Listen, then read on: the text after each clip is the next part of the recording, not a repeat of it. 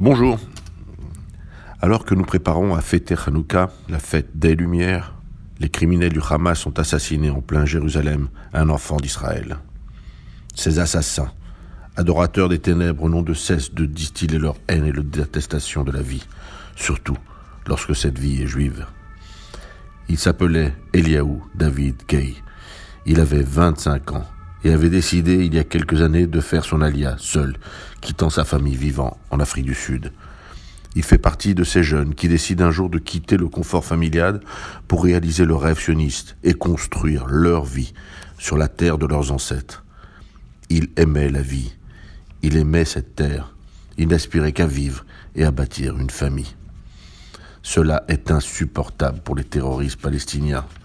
Eux qui n'aspirent qu'à la haine, eux qui sont imprégnés d'un antisémitisme viscéral, eux qui aspirent à mourir. Eux qui, contrairement à Eliaou, sont des adorateurs de la mort. Cet attentat nous rappelle sans cesse le combat permanent et vital d'Israël. Il nous montre la faiblesse et le manque de courage de tant de nations qui ont peur de nommer les choses et refusent encore de déclarer le Hamas comme un mouvement terroriste et se taisent ou condamnent du bout des lèvres ces actions terroristes.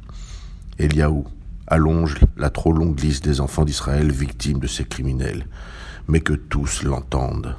Malgré les larmes, les blessures qui ne cicatrisent vraiment jamais, malgré l'hypocrisie des nations, Israël, son peuple et le peuple juif partout ne baisseront jamais les bras. Que les nations le sachent et que les Palestiniens de Jérusalem qui exprimaient hier leur soutien aux terroristes sachent qu'ils devront rendre des comptes.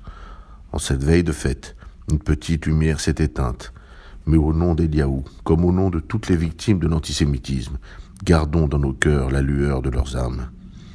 À chaque allumage, prions pour eux et pour leurs familles. À la semaine prochaine.